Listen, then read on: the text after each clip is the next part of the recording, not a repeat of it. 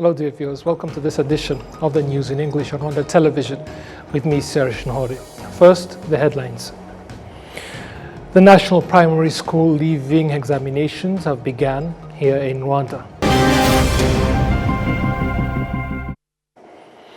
Now straight to the details. Thank you for taking the time to join us. Now, Rwanda's justice sector is reporting significant progress following the implementation of the 2022 criminal justice policy. The government says the reforms have helped reduce court case backlogs, ease prison overcrowding, and improve the delivery of justice across the country. Nora Gladys with more. In his detailed presentation to members of parliament, Minister of Justice and Attorney General Dr. Emmanuel Ugirashebuja outlined the progress Rwanda has achieved since the implementation of the 2022 criminal justice policy, which was introduced to improve the country's justice system. Ubucucike bw'imanza bwari bumaze kugera kuri 62% kandi ubwo muri The case backlog had reached 62% under NST1. The target was to reduce the backlog to 30%. But instead, it continued to rise and reach 62% before the policy was introduced. Today, as reflected in our system, and this will soon be confirmed in the upcoming report, the backlog has fallen to 42T. This represents a 20% point reduction since the policy began to be implemented, and we explain the reasons behind that progress. Just before the policy came into force, prison overcrowding had reached 144.5%. Since then, it has steadily declined, and today the occupancy rate stands at 97.5%, down from 144.5%. Members of Parliament welcome the contribution the policy has made to strengthening the justice sector. However, they urge the Ministry of Justice and other institutions within the justice chain to address the remaining challenges that continue to limit its effectiveness. Take, for example, the issue of the 30-day provisional detention period. You sometimes find that the detention keeps being extended and someone ends up spending as much as 2 years in custody, even though it is still considered provisional detention. This does not only happen in one category of offences or among suspects facing similar cases. We therefore ask what legal basis is being used. If the law provides for a 30-day provisional detention period, perhaps it may be extended once or twice. But for someone to remain detained for 2 years without their case being concluded, while it is still referred to as provisional detention, raises concerns about injustice. Responding to these concerns, Minister of Justice and Attorney General Dr. Emmanuel Ugirashebuja acknowledged that one of the major obstacles to fully implementing the 2022 criminal justice policy is limited financial and human resources. The biggest challenge is resources, particularly the budget. Some of the reforms required substantial funding. Another challenge is that the number of people responsible for implementing this policy has largely remained the same. The number of judges, for example, has not increased significantly. In some cases, we have only added a small number of prosecutors or contract judges to help us move closer to achieving the policy's objectives. Through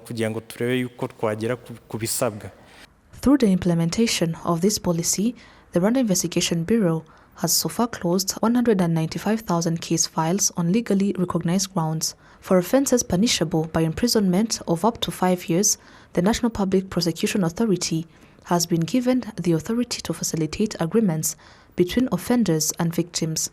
Since the policy was introduced, about 27,000 cases have been resolved through this mechanism, leading to the immediate release for more than 27,000 individuals. In addition, 858 convicted offenders have served their sentences through community service as an alternative to imprisonment.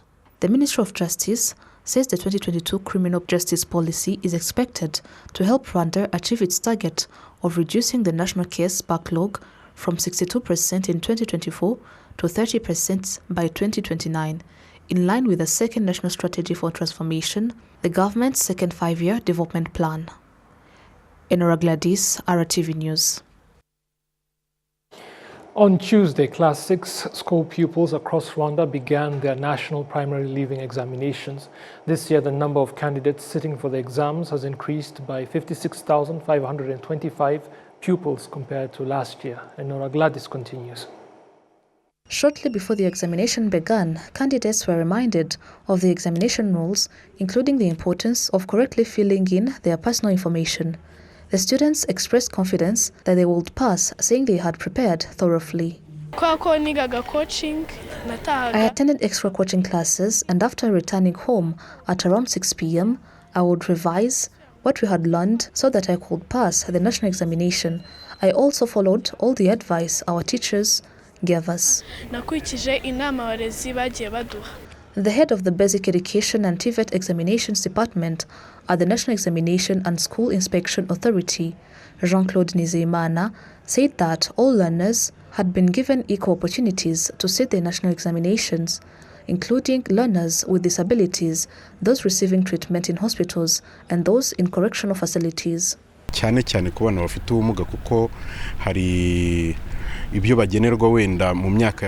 for the children with disabilities, there are accommodations provided for them.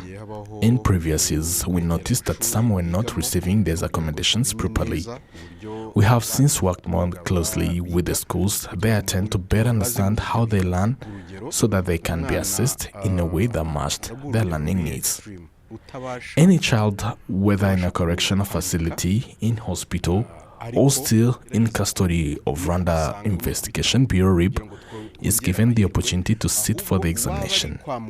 However, for the candidates in hospitals, we do not simply take the examination there. A doctor must first confirm that the child is medically fit to take the exam. The parent first consults with the hospital, and once the hospital grants permission, we arrange for the examination to be administered there. Minister of Education Joseph Nsengimana, who officially launched the examinations at JS Remera Catholic in Gasabo district, said that efforts to bring children back to school have been one of the factors behind the increase in the number of candidates. Today is a launch of the national examination for the primary leavers. This is for P6. As I said earlier, that we have 277,452 students who are taking the national exam across the country.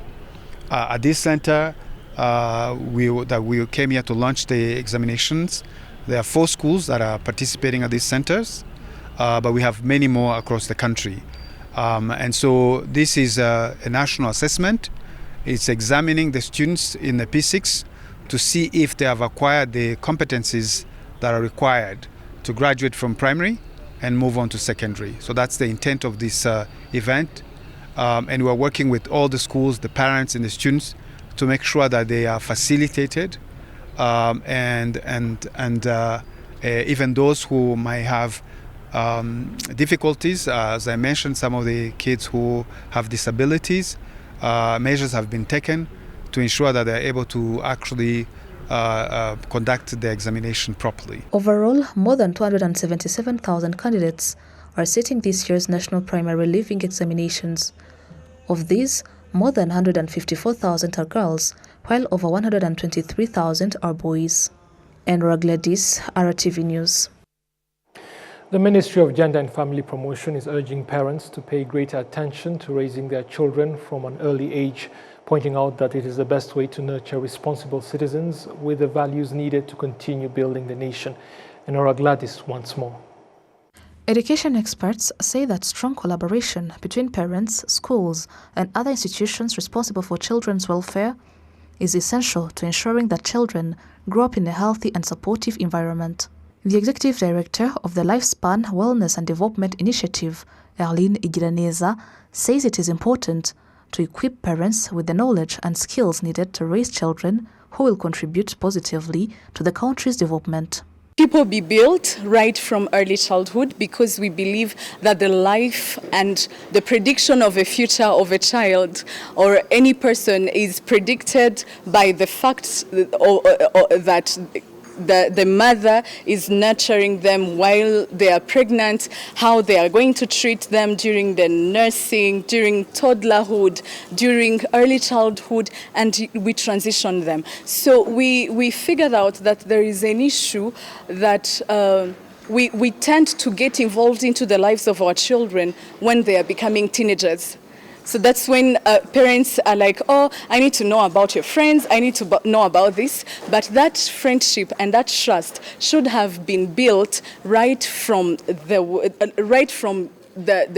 day you gave birth to that child. So we are here to help parents be equipped with practical skills. Of course, we understand every child is different, but with those practical skills, you'll get to understand how you can nurture your child, even if your child is different. Whether the child is a neurotypical or a neurodiverse with diverse learning needs or special educational needs, you'll be able to get to understand about child growth and development and how you can, drive in as your parent to get involved into the life of your child. So another thing is about equipping teachers mainly into ECD, helping them understand more of child growth and development, for them to know how to treat these children. Yes, we know that the teachers are overwhelmed, but of course, when you are overwhelmed and you don't have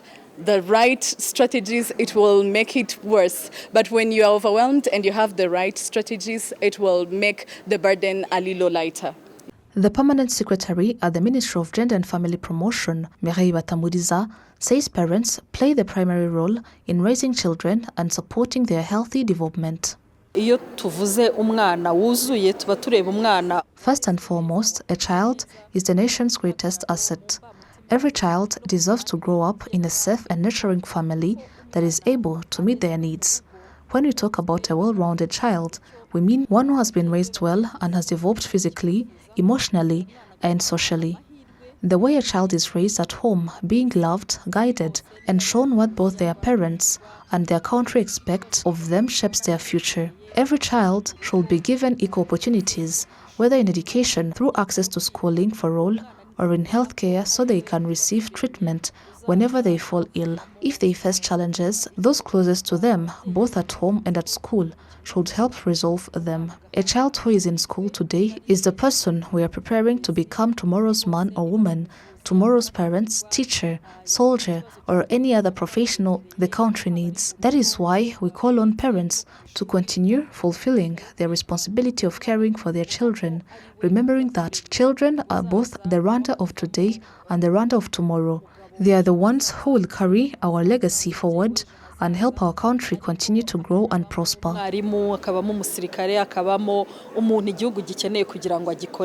According to Rwanda's 5th population and housing census conducted in 2022, nearly 6 million children under the age of 18 lived in the country, representing 44.5% of the total population.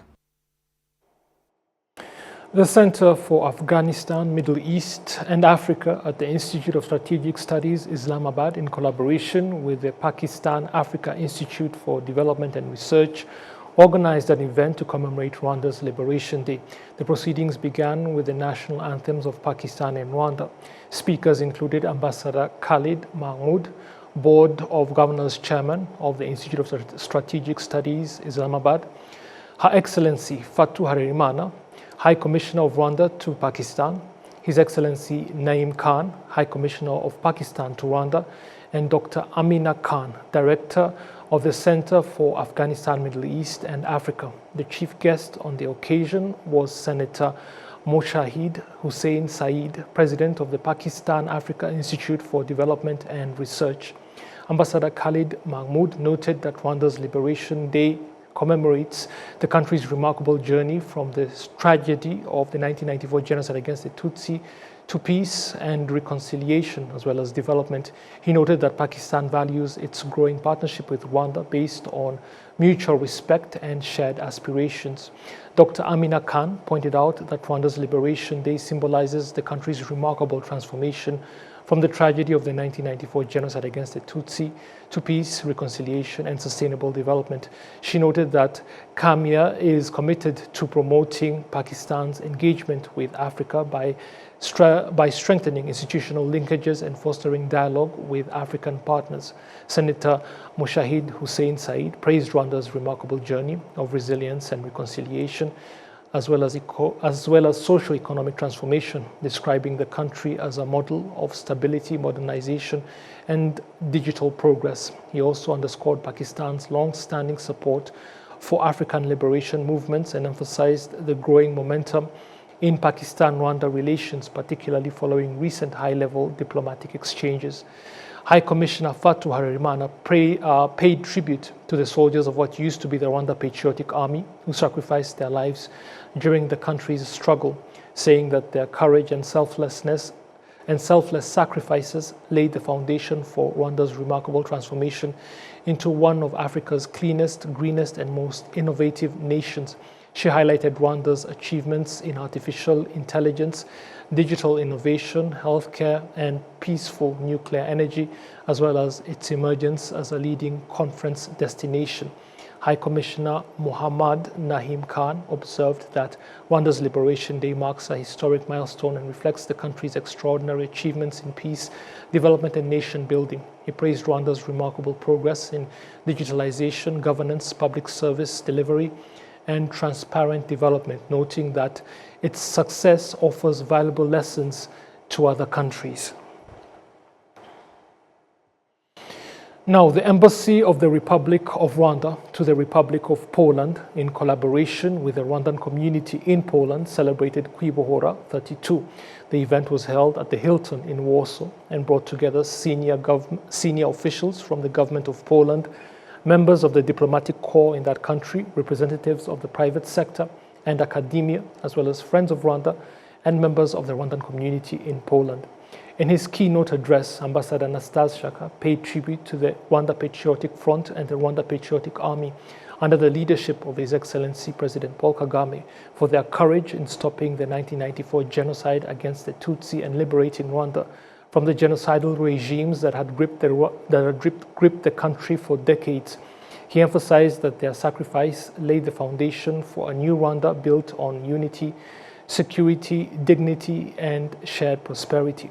Quoting His Excellency President Kagame, that is his Kwibohora 32 address, he reiterated that as Rwandans, if we stay together, nothing will be impossible to achieve. The ambassador also commended the 61 years of diplomatic relations between Rwanda and Poland, noting that the past 5 years have marked a particularly significant chapter in bilateral cooperation, highlighting, among other achievements, the establishment of resident embassies in both countries and Poland's emergence as one of Rwanda's leading economic partners.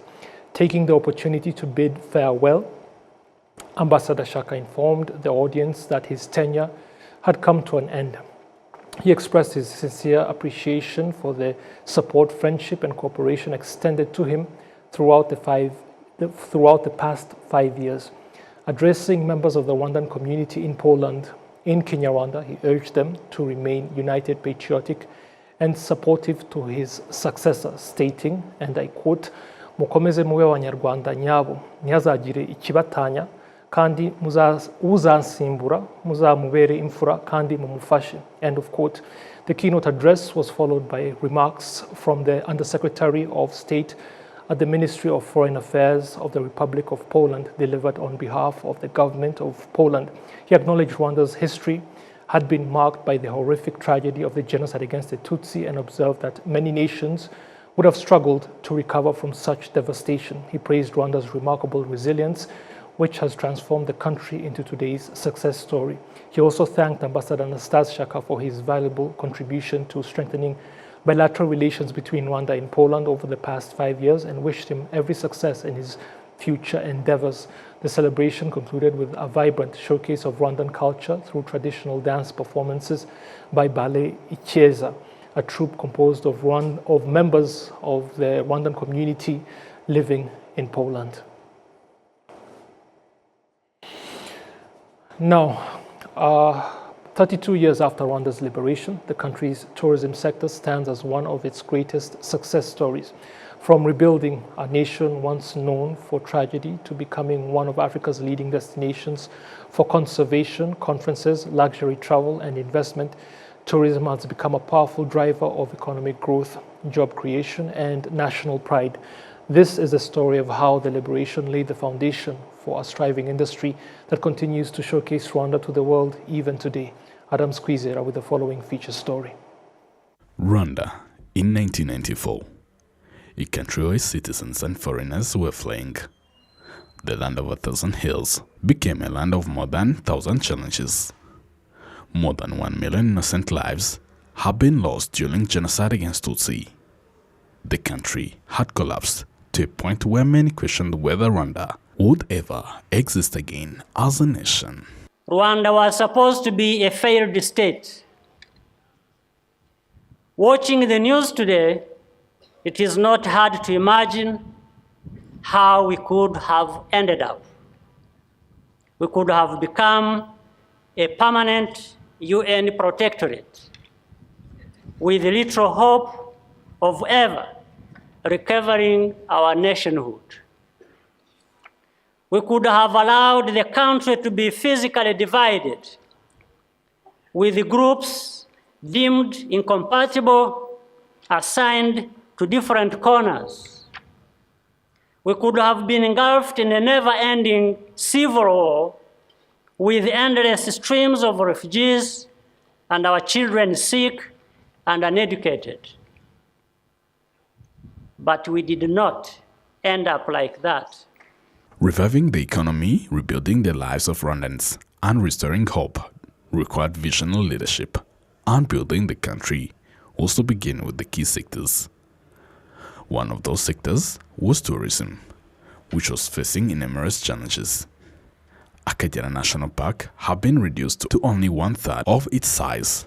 Security challenges in Volcanoes National Park were also a major concern. Rosette Chantal Rugamba, former Director General of the Rwanda Office of Tourism and National Parks, OTPN, explains the difficult beginning of this journey. I would say that from 1994 to 2000, the tourism sector was still in the planning and rebuilding phase. We were asking ourselves how we would revive tourism. Hardly anyone was visiting Rwanda, and conditions across the country were not conducive. However, our leadership never lost hope or gave up on developing the sector. The sector entered a new phase focused on conservation tourism. This required restoring national parks and expanding other attractions for visitors. This included the designation of Nyungwe Forest as a national park.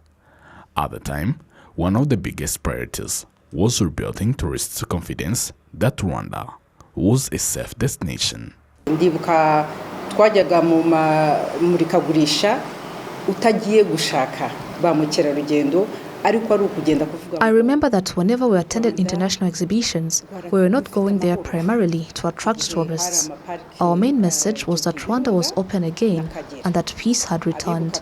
At that time, there were still many challenges in the volcanoes and Akagera parks. Today, however, Rwanda has grown to have 4 national parks despite being a small country.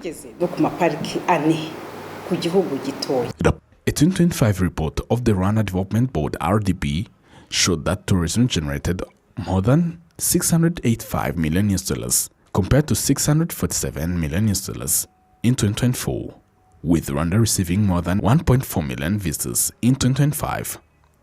These figures demonstrate the results of the country's investment in tourism development and biodiversity conservation. Among the species protected are mountain gorillas and other wildlife. This is where the idea of Kwitisina, the gorilla naming ceremony, was introduced as a symbol of protecting these endangered animals. In 2018, the government of Rwanda launched the Visit Rwanda campaign to further attract international tourists. Sheja Vareri, the Chief Strategy and Communications Officer at the Rwanda Development Board (RDB), says the campaign has delivered positive results. All of this team have as their own market, their own targets, and so we have like the different expectation for these different teams. So Premier League is like the most known league in the world, so seen and viewed by a lot of people around the world. Yeah. Paris Saint-Germain is like just like the best team in France, and the Atletico de Madrid can give us access to Madrid, to Spain, but to Spanish-speaker market as well. Yeah. And this is actually what we achieved with these three partnerships in the past. And now with NBA and NFL, it's actually the same thing, but we can see that soccer, this is what they call it in US, is not really followed by people there in US. So when you want to target this market and to reach the audience and having more visibility, you have to just like use the best channel. And NBA with LA Clippers and NFL and LA Rams are definitely like the best way to reach the target that you are expecting now. We also, and we always have two key axes in the partnership or sponsorship. The first one is obvious, is Visit Rwanda, is just like seen in the brand, Visit Rwanda, attracting people to come and visit and discover the beauty of this country and experience all of the landscape and every activity that we can offer to people. And the second one is the investment. And the investment is also like one of the key priority for us, because we have like that willing to have like more investment, to have like a growth for the next year, and having people who come in and invest in Rwanda is also one of the achievements that you have to think about. Following the liberation, Rwanda also positioned itself as a hub for business tourism, hosting international conferences and events. Whereas in 2025, this generated $93.7 million compared to $84 million in 2024. Rosette Chantal Rugamba recalls how the country moved from having only 600 hotel rooms to more than 25,000. Abantu twabaraje mu mazu y'abantu. Tubaraza amazu y'abantu habaho. We even accommodated delegates in people's homes. Residents were asked to make their houses available so that delegates could be hosted while the conference went ahead. That illustrates just how far Rwanda has come in developing the MICE tourism sector.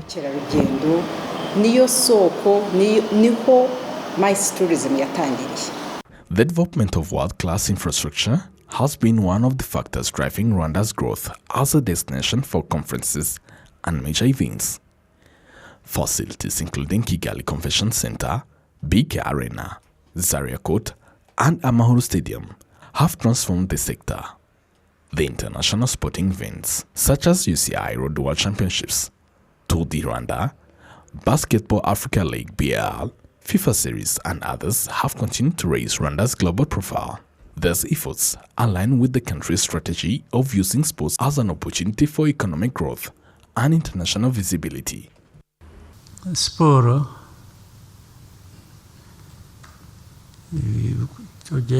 tugerageza gukora kugira ngo sports we try to do is for that what sports brings to people should also generate resources. Sports is a business that thrives on talent.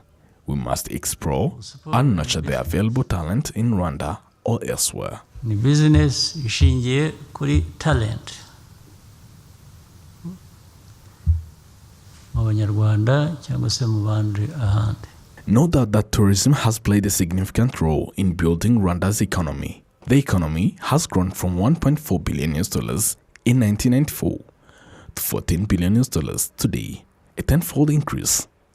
This has contributed to a rise in GDP per capita from around $200 per year to more than $1,100. Adam Squizera, RwandaTV News.